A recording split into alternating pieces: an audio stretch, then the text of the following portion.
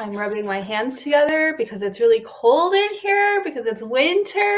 Happy holidays, Merry Christmas, Happy Thanksgiving, etc., etc. Fill in the blank. We are live here to chat about all of the television from the last couple weeks, but specifically Superman and Lois, like a true end of an era.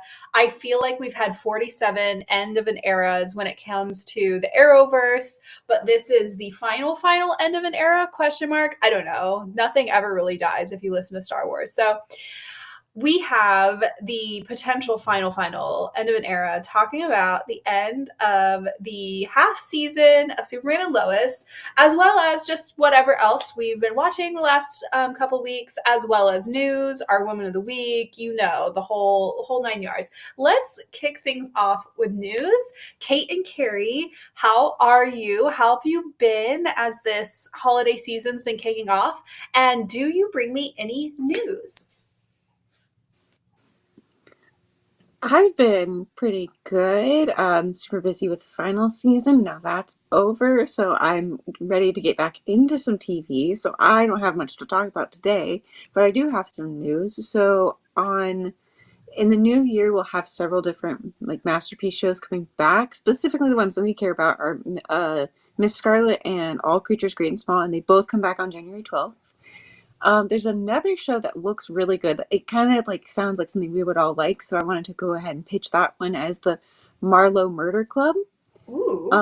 If Is you're that just familiar with, starting or is that coming back? I think it's more like a short series. It looks like there's only 4 episodes. That it just they had the 4 episode release in the UK, and they're probably gonna later time for the US, Mhm. or however you want to get the passport or the for the masterpiece Yeah. stuff. But if you're familiar with the Wednesday or the Thursday Murder Club or something like that, it's a group of 3 or 4 women that of a variety of ages and stages of life investigating a murder in a very like cozy town. Mhm. That's kind of the vibe, modern setting, and that's really all I know. But it looks really interesting, so I thought I'd mention. Cozy murder. I'm about it this winter. That's Hmm. that's my next endeavor. Not committing a cozy murder, but like consuming content about cozy murder. I just feel like I should probably clarify, especially with this uplighting. It's really given some villain energy today. Carrie, what about you? Do you bring me any news? How have you been? I've been well enough. It's the holiday season, and we're in the middle of Christmas parade season. So I've had four Christmas parades to cover in about a week's time, Mm-hmm. and it's been a lot, but I'm good. The only news that I bring is in apparently, allegedly, reportedly, there is another return to the Marvel Cinematic Universe. Obviously, Chris Evans just can't quit us, so apparently he's supposed to be coming back and will be joining Robert Downey Jr. in the Avengers Doomsday, which is part of like their it's the actual next um Avengers movie that I think they're going to do. I think it's feels like 2026, that sort of realm. Mm-hmm. But the big news is that Chris Evans can't quit us and he's coming back to the MCU. Woo! I'm moderately excited in the sense that, it's sort of like you poke DC or poke Marvel like, hey, do something interesting. And what you hope will come out is like more Scarlet Witch, but that's not what comes out, and then you just kind of have to be excited anyways, type vibe. Okay. News I have, in case you haven't heard, and I know this is like really flown under the radar, but Wicked came out. So exciting. I've seen it multiple times already. I already want to see it again. It was so good. Did you guys see Wicked? And if so, what'd you think? I did not, but I do have a question for you. Yes, I'm listening. So there's been this big debate about like, should you, if you go to see this movie, should you or should you not sing along Mhm. to the film, right? Right. And I'm definitively a person who says if it's not a sing along movie, as in it's not definitive you going into this movie to like sing along, then you shouldn't, because I Mhm. came to the movie to hear the stars or to hear whoever else sing. It's not a concert, right? Right. But I'm just wondering what sort of approach did you take, or do you have a stand on singing or no singing in a sort of traditional musical presentation? Great question. I do have a strong stance. I am anti singing at musical movies unless it is specifically a sing along showing. And I think that I have kind of a rule that I think can be sort of generalized, which is at a movie, you should behave as if it were not a movie. You should behave the same way as if it weren't a movie. So let me explain. If you go to the theater and you're seeing just a regular play, non musical, regular play, right? You don't sing along. You don't recite lines over it. You may clap at appropriate parts. You may whatever. So that's how I feel if you're just watching like a standard movie. If that movie had been performed live on stage, behave appropriately. If Wicked had been performed live on stage, if it was like a Broadway musical, you behave appropriately. You can clap after certain songs. You can clap at the end. You do not sing along. You listen to every, whatever. You don't recite lines over it, whole nine yards. You behave as if you were at a live musical presentation. Taylor Swift concert movie. For the concert movies, you can absolutely sing along because you can behave the way you would behave at a concert, which is to some degree, you can sing along. I even went to Taylor Swift concert movie, viewings where people were like maybe getting up and dancing in the aisle a little bit, that kind of stuff. Completely appropriate. So, like, if you're watching a movie of a concert, totally fine because you can behave the way you'd behave at a concert. You don't get up, sing, and dance at Wicked and Broadway, so you may not get up, sing, and dance at a movie showing of it unless it is a specific sing-along showing. So I know there's some theaters that, like, closer to Christmas, once it's been out for a while, they're going to have specified sing-along showings where it's like intended to engage with it that way, and that would be perfectly appropriate. That's my rule.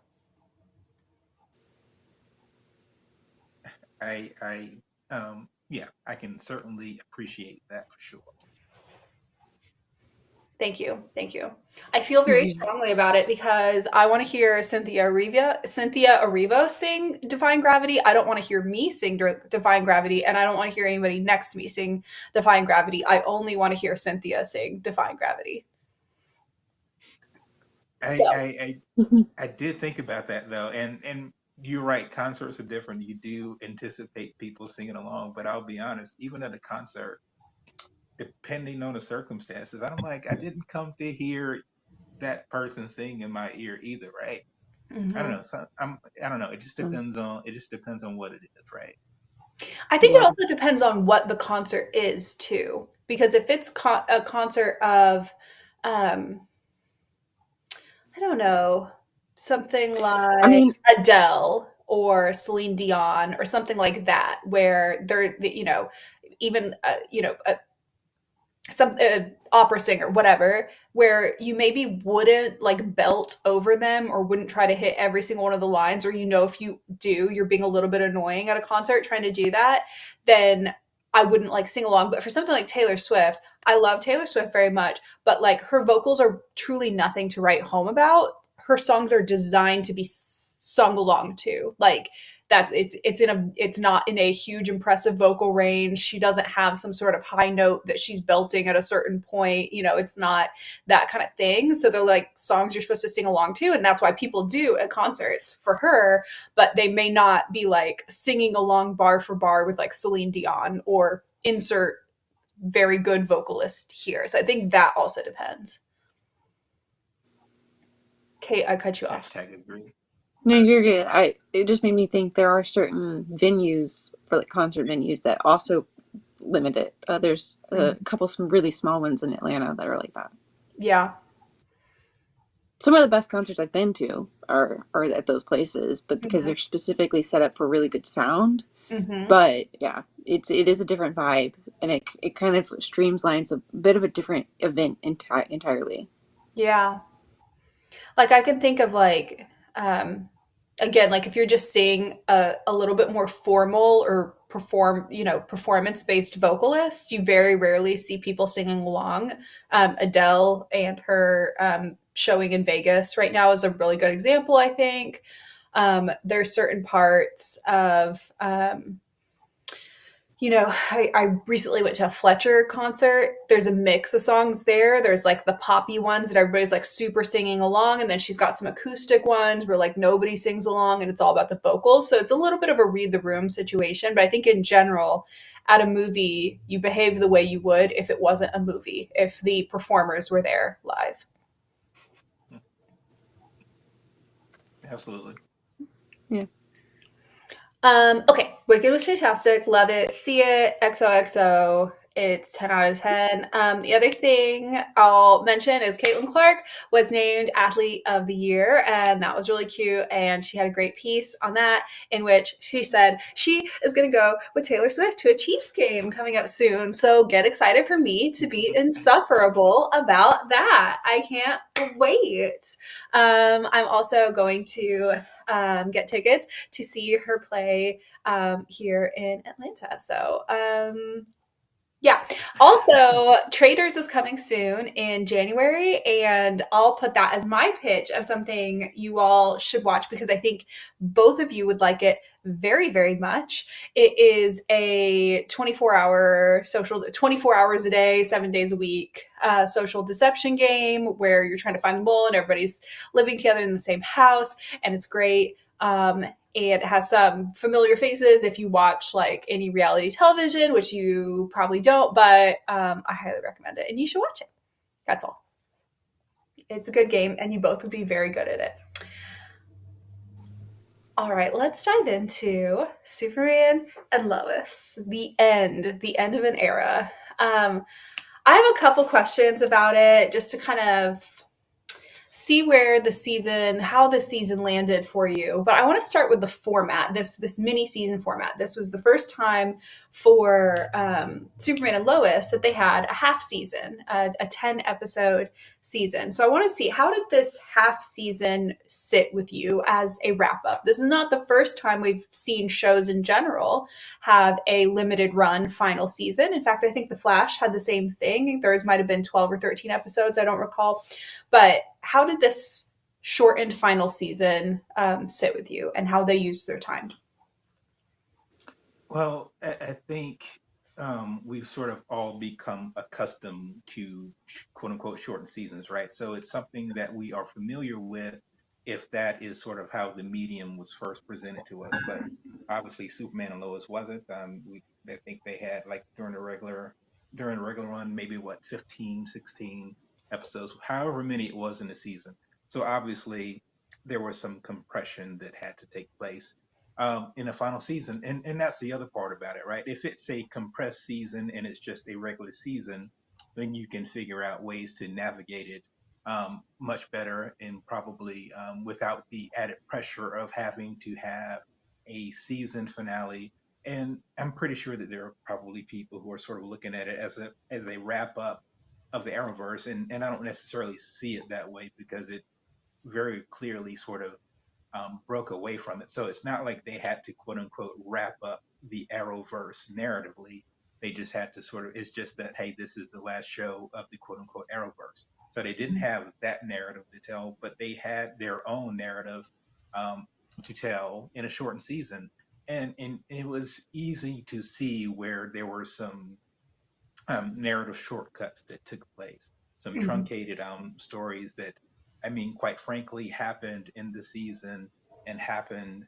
Um, they obviously intended to be 7 seasons, so you had a number of things that happened in this season that were supposed to have happened over the course of 3 other seasons, right? So you had that, and then you had the sort of added narrative pressure of wrapping up an entire series Yeah. under those conditions. I think they did a fantastic job with what they had to work with. And Hmm. I'm never going to be like an advocate of people losing their jobs, but I think when they realized that they were going to have to cut cast, basically taking folks from series regulars to basically using them as sort of special guests. Obviously, it means less pay for those people, and I hate that for them, but narratively, it means that we know definitively when we're going to have this character. how we need to use this character. And so you don't get any, or at least theoretically, you would not get any of the quote unquote fluff that you might get in, say, a 16 or 20 season order where you have filler episodes. Um, so all those things being sort of what they are, um, I think they did a really good job. And knowing that this was the last season, it was significantly an opportunity for them to go into it narratively, knowing what sort of marks they had to hit, how they had to hit them. So I think that structure helped them tell a pretty cohesive story. Now, was everything perfect in the final season? No. Could you certainly feel where there were some budget restraints? Um, Not as much as I thought there would have been, but you could certainly tell where there were some storylines that sort of got put in the blender and sped up significantly. Mm-hmm. But it didn't. We I think they laid the breadcrumbs for them for the most part that we could see as an audience. This is where they wanted to go. This is where they might end up. It's just that they had to get there much faster than they probably anticipated. So to long-windedly answer your question, I think they did the best under the circumstances and significantly much better than I've seen some other shows do when they've had a truncated season and it's like, hey, let's just throw everything at the wall. And Superman and Lois didn't necessarily do that, but they clearly knew what they wanted to do and what story they wanted to tell, and they did a really good job of it. Where you have some final seasons where they're like, hey, it's just sort of a free for all. Let's put in everything that we want to do, and that can be fun, but I don't know how cohesive that always is when you're just like, well, this is our last shot at it. Let's just do what we want to do. And I'm looking at you, the Flash final season, but you know, Well, different phase of you've life. said the Flash and you have summoned the Flash because I see that Martin the Flash is here in the chat and he has an answer to the question as well. He says, hey guys, Flash here. Superman and Lois finale was the best thing we've ever seen for how to wrap up a show. It's a masterpiece. Tyler and Bitsy should be hailed as the greatest versions and portrayals of Clark and Lois we've ever seen. So magical. Their chemistry is once in a generation. He also gives a shout out for some feedback for Tomorrow's Legends as they're doing a wrap up on their show. You can find that on Tomorrow's Legends and more on Martin the Flash at Cyber Tiger Productions. Oh, and he also gives a comment regarding your question, Carey, about talking or singing in a movie. He says he agrees in a movie theater. Shut the hell up. No talking, no singing, no stirring the popcorn for 5 minutes, and no crinkling the M&M's bags. I agree. And I'm so happy to see that you're here, Martin the Flash. I would expect nothing less than peak positivity from Martin. He always sees the bright side in everything. And Carey, I'm hearing some bright side and some negatives from you. And I'm kind of right there with you. Although, love the positivity, Martin. Keep it up. Never change. I I I'm with you on I like that there was a 10 episode wrap up where they could really mindfully end the show. Did I want it to end right there necessarily? No. I would have watched Superman and Lois for a couple more seasons actually. I thought this was a really excellent piece of the Arrowverse and I thought it was distanced enough from the Arrowverse to where without budget and schedule constraints, it could have continued at quality for quite a while. So, with their plan going longer than this, there were certainly moments throughout this season where I like your analogy of, kind of putting it in the blender and speeding it up. That happened. There were episodes where it's like, oh, okay. And suddenly this character wants this. And suddenly this character we haven't heard from in a while is getting married, whatever. But at the end of the day, I have remarkably few complaints about where everybody landed. Did we take a really short trip to get there? Were there some pieces that were just real quick plot jumps? Yes, absolutely. But I think they really made the best of what they had to work with in 10 episodes. And I'm guessing most of the areas where I felt like there was the biggest jump probably had to do with some scheduling difficulties as well, getting everybody on here while, folks have to start working other jobs and they got to start doing other things. So overall, I think if they could go back and make the choice between a full season and a half season, maybe a full season would have given a little more breathing room, but you always run the risk that they may have just added filler and we would have ended up with pretty much the same plot speed on the pieces that matter. Again, especially if there were schedule constraints that would have prohibited fleshing out certain characters' storylines. So let's talk about wrap ups because you started to allude to this. We see most of the characters get some kind of wrap up arc. And using the term arc is a little generous. Some of them just got a wrap up point and a little bit less of an arc to get there. And some did get a wrap up arc. Which wrap up arcs worked for you? Which ones did you want to see more of? How did it land? Were you left with any moments feeling missed? Well, here's the thing as far as like story arcs. I think the one that mattered most to the show was the one that was handled the absolute very best, and that was Superman and Lois, right? Um, and they talked this season about how they wanted to do some things with the character of Superman that hadn't been done, particularly in live action, and probably in no other places, truly. And one of them tangentially was basically, spoiler alert, Superman revealing his secret identity to the world, Mm-hmm. which had, I mean, it hadn't happened in any sort of Superman lore that I had been privy to before, right? So that was one thing. But the other thing that they got to do with this Superman and Lois story, which is a fantastic love story, which was portrayed incredibly well on this show. And anytime someone tells me about the paragon of love, I will never think about Barry and Iris. And I'm sorry that the Flash keeps catching strays, but but I'm Lois and throwing them right Clark, there with you. but Mm-hmm. Mm-hmm. without having to slap anyone upside the face with their love story, it was portrayed incredibly well on scene. And so what they got an opportunity to do was to tell their full love story because this show wrapped up this series. It quote unquote wrapped up the Arrowverse, and we know that we will never have another venue to see these characters again. So they could tell their stories from basically the time, even before the time that we saw them on screen, Mm-hmm. until the absolute very end. And this leads to another thing that they did in this show that no other Superman and Lois story had ever done. Spoiler alert again. Do you want to hear this, Kate? Go for it. They killed them both. We got an opportunity. Well, not killed is not the right word, but we got an opportunity to see the full breadth of their story from Yeah. essentially their life to their death, growing old. Um, and so, in that respect, um, in terms of the story arcs that mattered the most, the one that matters the most is the one that you have to do absolutely the very best. And they did with Clark and Lois from start to finish. Now, Mm-hmm. every other story arc that you may want to glom onto, you can sort of take from that. But if you get that one wrong, I don't Mm-hmm. know that any of the other ones matter, right? So they got that one absolutely brilliantly right. And in the final episode, the last 11 minutes, 20 seconds of television, perfect series finale. So good. I've never seen one better. And sort of just thinking about it gets me choked up a little bit.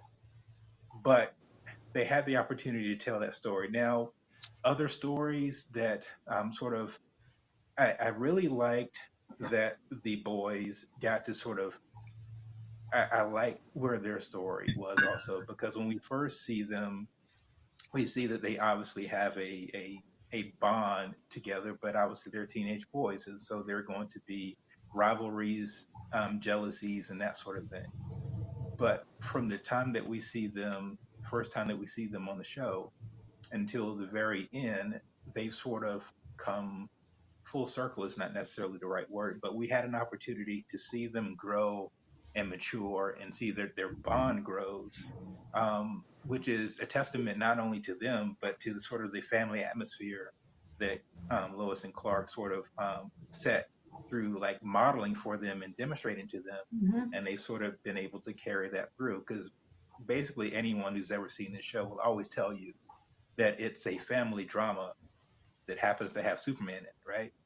So I think having them sort of wrap their story around their love for each other and their continued family and their continued heroism was a really good arc to follow. So that was one that I really appreciated.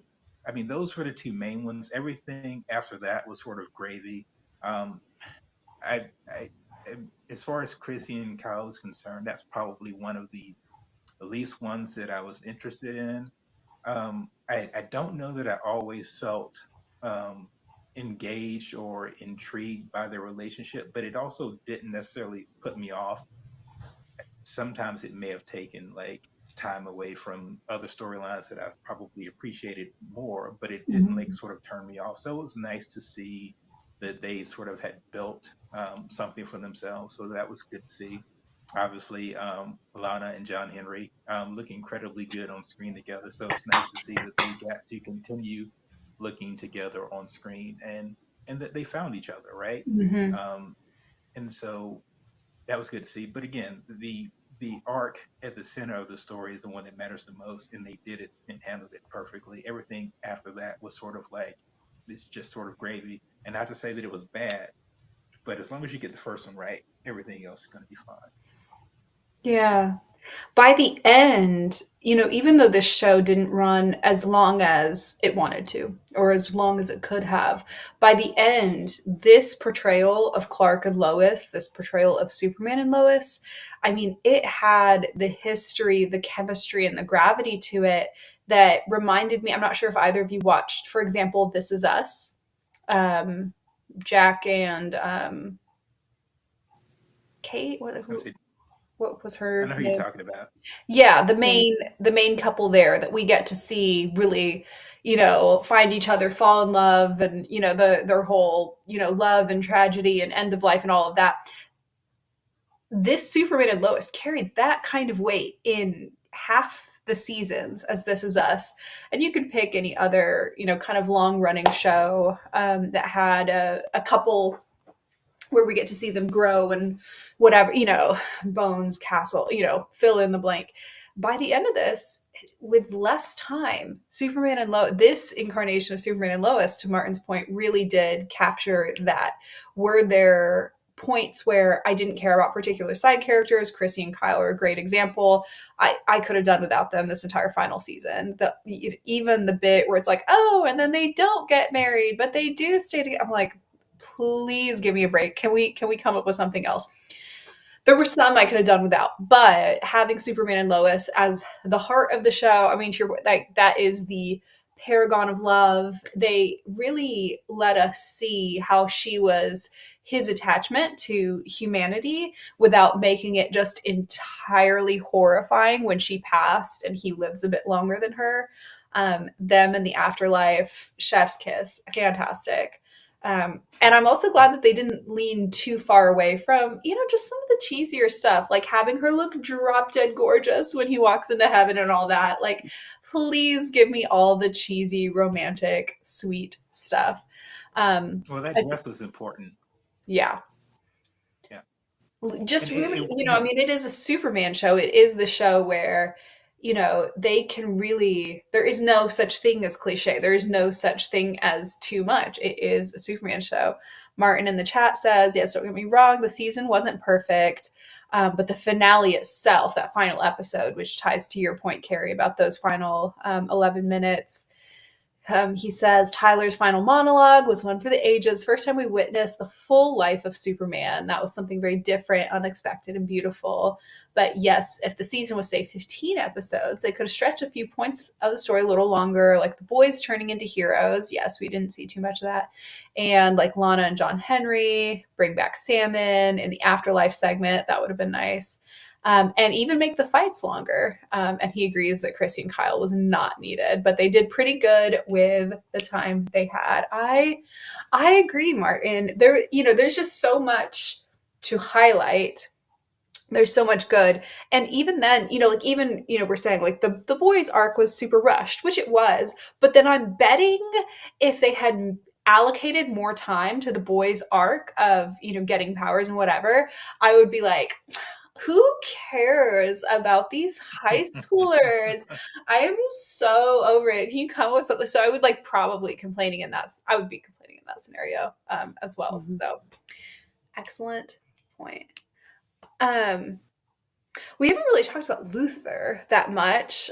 So let's talk about the big bad a bit. How did Luther function as the final big bad? I feel like with that storyline, that was one of the areas where they most subverted cliche and where they most went outside the box to the point of it being okay to not do that. So, what did you think? What did you end up thinking of this incarnation of Lex? Well, he had the benefit of being a quote unquote sort of like grown man, right? So Mhm. he was an absolute like terrifying force um, for both Lois and Clark, quote unquote Superman, right? Mhm. It's quite frankly the only time that I've ever seen and seen like Superman be in the room with someone who's quote unquote just a man, just a mortal, and you sort of feel a little scared for Superman. Mhm. That was a pretty, because most of the Lex Luthors that we have gotten have not sort of been as physically imposing as Cutlass is, and so you had that aspect of him. Obviously, we knew that he was a cunning criminal mind and Mhm. obviously business person and that sort of thing. But he carried sort of this terrifying weight to almost everyone that he came across, whether it was Lois, whether it was Clark, or whether it was the townspeople. Mhm. Um, and for someone who essentially came into the show at the very end of season 3 and basically had to carry um, the big bad for the final season of Superman and Lois, I thought he did a fantastic sort of job because the way that they told his story, it sort of felt like he was always sort of, whether it was him as a person or just sort of the specter and thought of him, the way that they told the story in season 4, they sort of weaved what he was about and what they did to him and how he ended up in prison as if it was happening and sort of like weaving out. We just didn't sort of see it in the foreground, but it was sort of always there. I think they did a really good job of sort of, whether it was the use of flashbacks or just the really good way that they told the story. He might not have been there like physically, but he sort of felt like he was always there. um, so I really like that part of, particularly for someone who was on the show for less than basically an entire full season, but Mhm. sort of had to carry the weight of not just being like this big bad, but like the overarching big bad. So I thought he was smart. I thought he was cunning. I thought he was brutal. I thought he was cruel in all the ways that sort of matter for a villain, like not just like the mustache twirling, but like I'll take you out and everyone that you love, and you knew that he would do it, right? Mhm. Um, I know that there's still some people who obviously love Rosenbaum as Lex Luthor because he Mhm. got to play him for a much longer period of time on television, which is a more intimate medium. Um, Obviously, I wish that we had gotten more time with this Lex, but in terms of the constraints that they had and what they had to do, he's almost unforgettable, which is quite fascinating for, like I said, someone who was not there for. I mean, granted, not even a full season. He was a couple episodes of like season 3, and then obviously season 4. But he felt like he had always been there. He felt like he had always been a part of Lois and Clark's story, even like the sort of their their big fumble, their big stumble. He was in Mhm. prison because they wronged him, Mhm. and sort of having that guilt be one of their enemies, and then sort of having Lex be there to sort of point the finger in their chest and say, "Yeah, see, you're not that big, bad, and great." Um, he made him the villain and sort of made their introspection of what they did to him sort of part of the story too. And I think that sort of really, really helped tell his villain story and sort of point a light at people that we thought were heroes and see that obviously they can make serious and significant missteps. Now, sure, you could say Lex should have been in prison for all the things that he did do, but he basically was in prison for something that he didn't do because of Clark and Lois, and them having to come to grips with that and him using it as fuel for his villainy. I thought was a pretty good way to go about integrating him into the story. Mhm. Yeah, I think as we see Clark age throughout this season, physically age, visibly age, it makes him a better counterpoint to this Lex. And so I think that was interesting, where initially when we first see Clark encounter this version of Lex, Clark is younger. He's perhaps less emotionally damaged than Lex. He's perhaps carrying less baggage. He's been through a lot. Don't get me wrong. This is a very adult version of Clark, but he seems younger, not just because he's physically strong and less damaged as a human, but also emotionally as well. And so it's interesting to see throughout this as Clark ages and his body becomes weaker, following death and resurrection with a 60-year-old heart. As Clark goes through that human process, he becomes a better counter for Lex, or even a better peer with Lex, even though physically he is not as strong. He is finally, at the end, we see those moments where he is able to relate to or understand where Lex is coming from in a way that he couldn't even just a couple years before, when he hadn't gone through something that makes him more human. So that is very interesting, where it is not that Superman becomes physically stronger, it is that with age and becoming physically weaker, he is able to be mentally more connected to other aged humans who are also broken, who are also carrying damage and baggage. So I think that was really interesting. It wasn't even a matter of him needing to defeat Lex. It was a matter of him needing to connect with Lex as a human, which he previously wasn't. And now he has a human heart.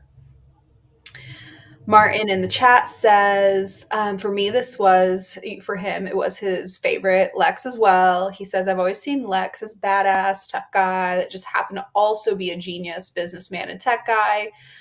Michael really portrayed that aspect, bringing him to life. But just like Carey said, he always just kind of imagined Lex as brutal and brilliant. And he says, imagine the tough job he had coming into a show 4 seasons in, only get 10 episodes to really establish his history with Superman and show us why he's still a threat. Yeah, it's rushed for a villain arc, and yet it feels unrushed because of the kind of slow, generous way that he portrays Lex. So I found that really interesting.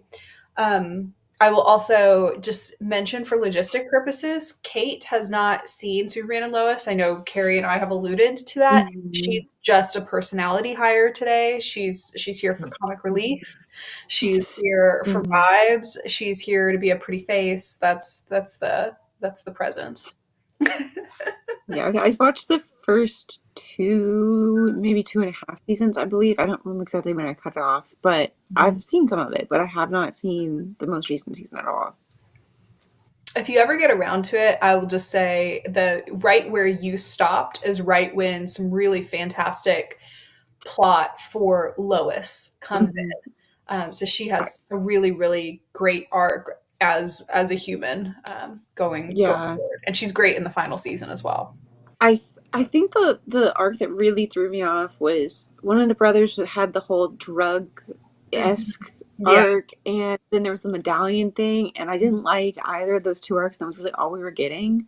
And then I think very shortly after, I think you both also started to have more positive reviews, so I probably should go back and maybe get through the 3-4 episodes I didn't like, and then it'll probably pick up again. But I think that's what kind of just made me quit, was I just wasn't enjoying it, and there's plenty of other things I was watching at that time. Yeah. Your throwback to that also echoes that, some of what we have pointed out was rushed, like the boys' development probably should be rushed, because if they had fleshed it out more, I mean, I say this, maybe this is just me being old, but consistently every season, the plot line that is specifically for the boys is always the least interesting part for me. But that's not at all to discredit the actors who are playing them or anything to that effect, because when they're in family scenes, when they've got scenes with their dad, their grandpa, their mom, Lana, whatever the case may be, they do great. But whenever they have an individual plot line of their own, that never really works for me. Tiny exception was, what's the curly haired one? What's his name? One of them. Jordan. Early in this season, when he has his little side quest to go get his dad's heart and how that turns out, that was fantastic acting. He did a wonderful, that was very tough watch, that scene, but he did great acting. I remember thinking he was a really good actor, especially for a child actor. I think it's a weird thing that for it being a CW show and CW shows tending to be a like high school teenage demographic of characters that that's kind of the weakest point of the writing that consistently bothered me and like It, kind of would like throw me off. Mm-hmm. it sort of always makes me think about when someone is writing a show that is involving teenagers or children. Obviously, you don't have teenagers or children on your writing staff. And so, or I don't know, it's just, it's always made me wonder when they're writing these stories that are supposed to be for young folks, how do they go about vetting to quote unquote make sure it's good, right? Um, Mm-hmm. it feels like I'm not saying you need to just go around with your script and go to like every high school in your area and say, how does this sound? But there just need it. It just seems to be that there are very few people who write pretty consistent and compelling like young people. It's few and far between. When it's done well, you can certainly see it because it's gleaming and it's shining. But more often than not, it's sort of a situation of what we think like teenagers and young people would be doing, Mm-hmm. as opposed to what they're actually doing. And I think that's where these teenagers, the football storylines and those sorts of things, it's sort of the cliche thing that you get in a lot of shows. And I Mm-hmm. think I think it became to Cammie's point, it was a much better story when you had these teens interacting with other adults as opposed to being left to their own teenage devices.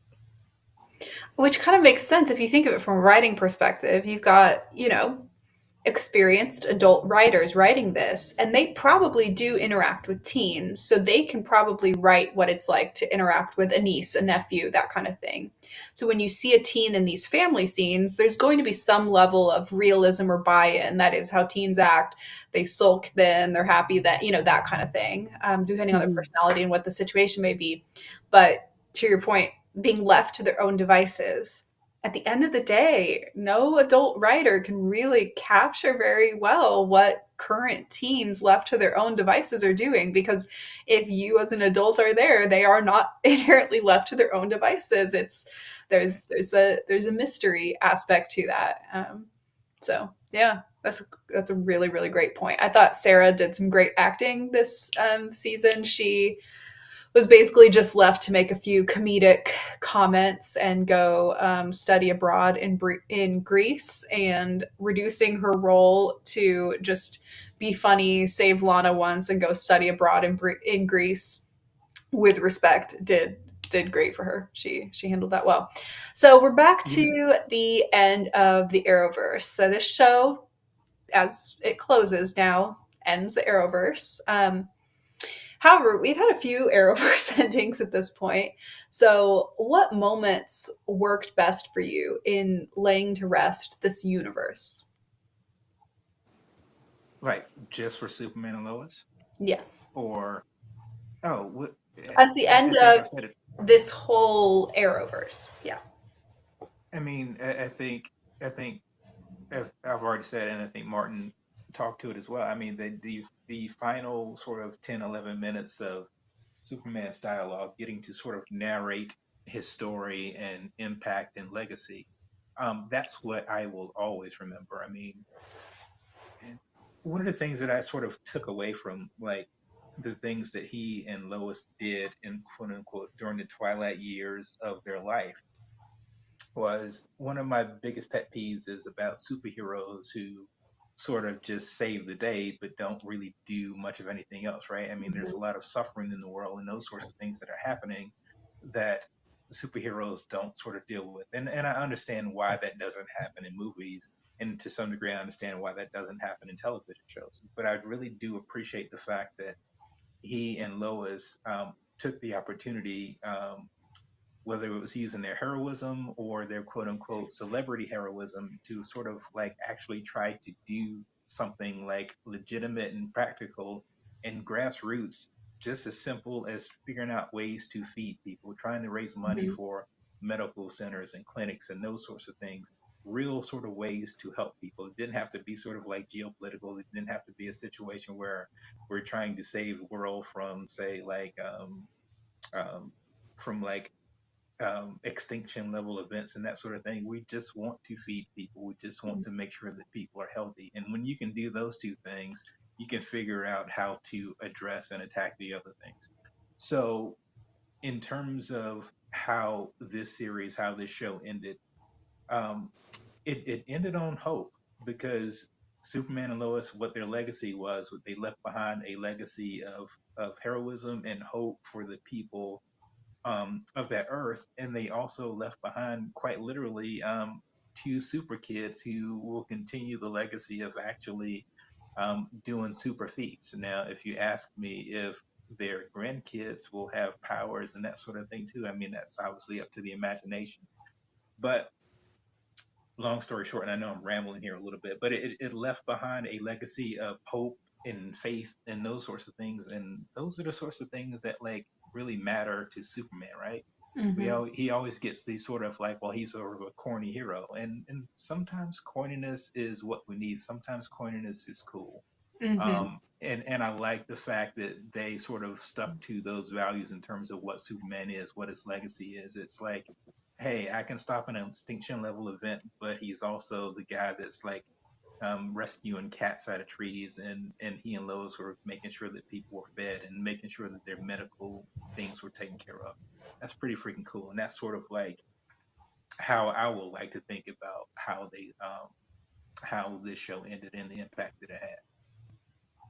Yeah, I completely agree. I think it made sense given the distance Superman and Lois have from the rest of the Arrowverse to not really bring in a cameo cast of all of the other, Arrowverse folks and make it about ending the Arrowverse, but the moments of heroism and hope and love and all of that, they wrapped some of those concepts, some of those pieces that they wanted to leave us with better than some of the other shows did. I mean, we'll rag on the Flash's,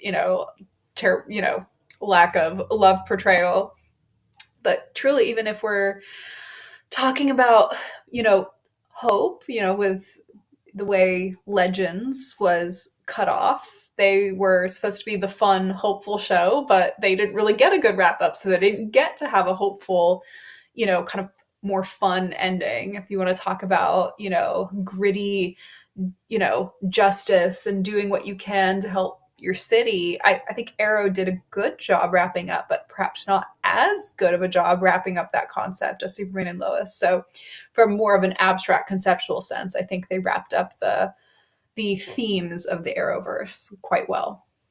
Yeah, and without sort of having the trappings of the quote unquote, and trappings is probably not the right word, but essentially being separate from that, right? They Mm-hmm. didn't have the baggage or the luggage of having to quote unquote in the entire Arrowverse. Whereas when Arrow ended, Arrow has always been sort of the anchor that has to sort of Mm-hmm. steer this entire Arrowverse. So I don't sometimes I sort of just wish that they could have just said, let's figure out a way to end Arrow as opposed to figuring out a way to sort of like end Arrow within the confines of this Arrowverse that we have. Mm-hmm. I think it Yeah. sort of always got this shaft in terms of what stories it needed to tell and wanted to tell versus the stories that the Arrowverse needed to tell. And that's why I'm particularly glad that Superman and Lois didn't have those constraints, didn't have those problems. The best decision ever made was to say, nope, not the same folks. Keep it moving. Yeah. And that was the best sort of narrative decision that they made, in my opinion. Yeah, I completely agree. Well, I know we are almost at time, and I also know there's very little that either of us has, any of us really, have watched.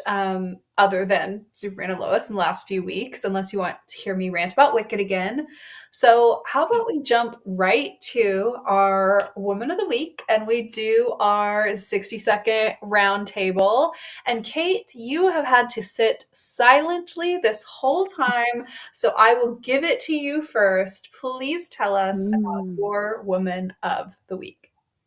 Sure. So I don't really watch a ton of reality TV, and I haven't really watched a ton of TV, period, these past few weeks, so I don't have many to pull from. But I will fully admit to I occasionally will watch some Dancing with the Stars. Just it's fun. There's a certain like wholesomeness versus a lot of other kind of that kind of content. And this season has caught my attention more than it has in past. I think probably since like Brandy. Um, and so the winners obviously were really, really good. And I actually, went into the show really supporting Ilona Maher. She ended up with second place. Quite honestly, can fully admit, even though I was rooting for her, I'm not surprised she didn't win.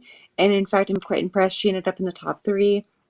I do think that it is an interesting spread of the top 3 was 2 people that had a lot of like popularity support and 2 people that had a lot of dancing chops, and it ended up being the winner, had a good bit of both. I do think the best dancer was the one who ended up with third place, Chandler. She was by far and away the best dancer. Strongly agree. Strongly agree. Go on. No, you're good. So, but like Dancing with the Stars, I mean, there's always a discourse about what should be weighed more, and I think it's one of those things it can't be just a skills competition, and cannot be just a popularity contest. So they could even out how they scale it a little bit, but honestly, it makes sense who won in what order to me. Alona had a massive, massive following. I'd be willing to say she probably had leaps and bounds ahead of everybody else on a popularity vote. Even like the next up in popularity, but the other dancers were far more technically impressive dancers. So that being said, I do think she did a great job of kind of representing a big part of what Dancing with the Stars is, which is, you're out there, you have a famous career of something else, and you're stepping out of your comfort zone. You're trying to you're trying to better yourself in some other way. You're bonding with people. You're trying to be kind of this beacon of being positivity and hope. And she definitely exemplified that throughout the show, whether or not she was the best dancer. And so I think she was just really enjoyable to watch when I was watching. Your opinions are literally never wrong. You are always right. I loved Ilona Maher on Dancing with the Stars, and I also agree that Chandler was by far the best dancer and also had the best finale dance. What she and Brandon did was incredible. It was a great season to watch. So thank you for picking that. Carey, I'll toss it to you. I will not fall victim to your gateway reality show. um, my woman of the week is I'm willing to bet that if you were to you know turn off the television and turn on the radio and listen for about 30 minutes for an hour, you would not be able to go by without hearing a certain Christmas song by a certain um, pop diva.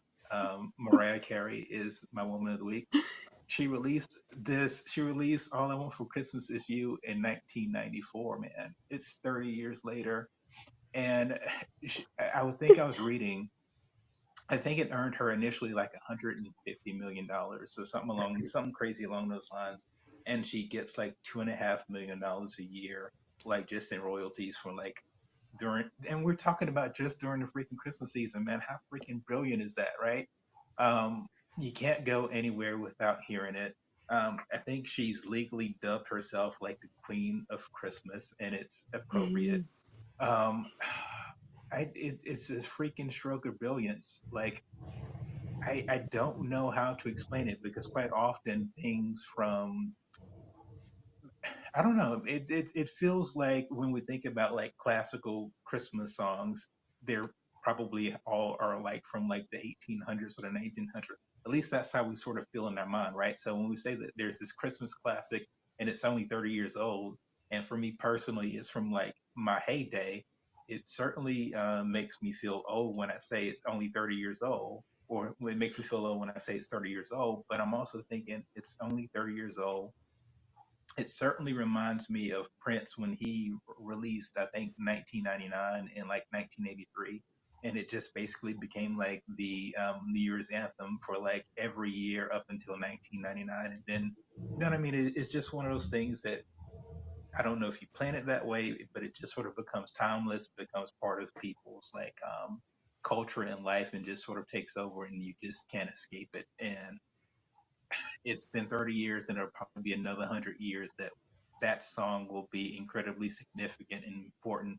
And basically, it was part of like a fourth studio album when she's doing like a Christmas album. When I'm pretty sure she was probably like, all right, looking at her watch, like wondering when this thing is over, and probably now wishes and now is certainly happy that she freaking took the time to do it. Who doesn't know this song? Who doesn't? I mean, it's And it's phenomenal, and also it's good. right. Yeah, it's not hokey. It's not. It's like it's not when you turn it on. Someone says, "Ah, I can't believe you put that on." It's like, no, man. It's like it's a little bop, right? It's that what Hmm. kids are still saying, I guess. But it's classic, and it's still cool for something that came out in the 1990s. And it's freaking wild. Um, but yeah, Mariah Carey, the true visionary, the Queen of Christmas, my woman of the week. It is also from my heyday in that I was born um, by the time it came out. So I Oh was wow. born. I was born at the point it came out. I might Oh have even boy. been potty trained by the time it came out. So I was not. no, you were not. You weren't even a Wow. thought or a concept. I mean, I could probably say something that my grandfather used to say to me. I got shoes older than you. And that's what makes us a dynamic trio. My woman of the week is Dr. Pepper. Yes, there is a real doctor. That is her real name. She is a psychologist, and she is the main matchmaker on Married at First Sight.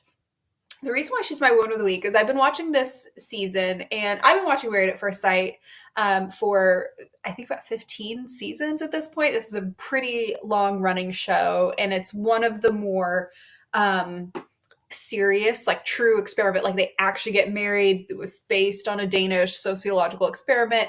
It can be hokey in the sense that all reality shows are hokey, but it's a little bit. It is more of a true social experiment that they're doing with their lives. And the reason why I'm picking Dr. Pepper is because as these seasons have gone on, you have what inevitably happens with these shows. You have folks that try to get on just to, get fame, get clicks, become an influencer, plug their fitness business, whatever. And we've also, frankly, seen some turnover in the matchmakers themselves. There's some that are longstanding. The ones that are currently there, I think, have been there for a couple seasons. They're excellent. But Dr. Pepper's been there the entire time, and it is remarkable as I've been watching this latest season, which is set in Chicago and is disappointingly full of a bunch of people who are probably not really ready to get married and are probably not there for the right reasons. It is remarkable to see how committed she is to this actual concept, to hear the respect with which she talks about relationships and marriage, and to see her refuse to engage in the hokey, the cheesy, the drama. She's not a hands above the level of your eye kind of person. She is a real true psychologist, truly trying to help people. And it's wild to see, because it's like, how after 16 years have you not got a little bit of Hollywood, a little bit of the bug, a little bit of the let's stir the pot and create some drama? And she just doesn't do it. I'm very sure there are producers there who are stirring the pot and trying to create some drama. I am somebody who would stir the pot and create some drama. I respect the fact that she doesn't do that, and that she tries to commit to this concept of, can there actually be love here, and can you actually put people together and try to make it happen and create this magic? And she is my woman of the week. She is fighting an uphill battle. She will never win, but she's doing a great job regardless. So I have a question. Yes. And this is similar to a question that Carey has asked me and Cammie this week, which was there was a clip from Cisco and Frost talking about something. And so now you talking about the different matchmakers. If you got to talk about which matchmaker we would each be this season, who would be who? Oh, that's a great question. So we've got three matchmakers. We've got Mhm. Dr. Pepper, who is unapologetically committed to the bit. She is non dramatic. She is taking this seriously. She's going to put the pieces together and she's going to make it work. And she is not here to create drama. We've got Dr. Pia. She's the sexologist. She believes in the process, but she's not above a little bit of drama, a little bit of pot stirring here and there, and she always looks good. And then there's Pastor Cal. He is funnier than everybody else, and he knows it. And he's just got too much life experience to take anybody in that room seriously. At one point, one of the couples, I can't remember what it was, they were trying to explain why they don't engage in any physical contact, and they gave some like bullshit answer, and like everybody knew it wasn't true. Like they were saying like, "Oh, it's because I respect my wife too much to like hold her." It was just some sort of bullshit. Like obviously they weren't into each other, and the look on his face, it was so funny. Like it just spoke 1,000 words. So you already know the answer to the question. Based on how you just presented it, yeah, I can see this. Yes. You should watch the show. You'll find out. I mean, you already know, but watch the show. It's great. A previous expert, a previous matchmaker, um, Dr. Jessica, I think was her name. She got really attached to one of the couples. This is a true story. She got really attached to one of the couples that was like really fighting, and they were gonna like break it off. They were gonna leave the show, and she like convinced them to stay. And it was one of those instances where I felt like, okay, both sides are really irritating. Like the woman's kind of irritating, the guy's kind of irritating. I don't really know what's going on here. But she was so hard on the woman. And I was like, I don't really know why she's so hard on this woman. Is she just like, she's a little annoying, but she didn't really do anything wrong. She's like, how can you take this man for granted? I'm like, this man's really annoying, and he kind of lies constantly, and he doesn't really have a good personality, but like, I guess, I don't know, go hard in the paint. Anyways, she ended up dating that guy. The couple obviously broke up. She ended up dating that guy, leaving the show for that guy, having that guy's child, and is now married to him. So one of the matchmakers ran off with one of the contestants. You never know what can happen. Some tells me some told me that was going to happen, and I can guarantee you that would not have been me. No. That one is none of the three of us. That's none of the three of us. No, the three matchmakers they have right now are you could certainly assign each of their personalities to each of us if you were so inclined. Thank you all for joining me. This was so fun. It was really exciting to set Superman and Lois off to sea with this final discussion.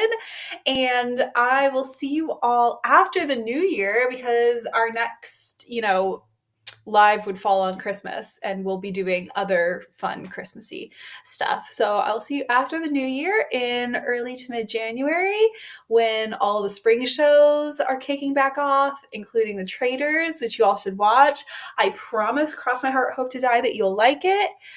And you can find Carey and Kate's information in the description down below. Miss Scarlet. Oh, and Miss Scarlet and the Duke. Yes. Yes. I'm so excited. Yes. Woo. Okay. Bye.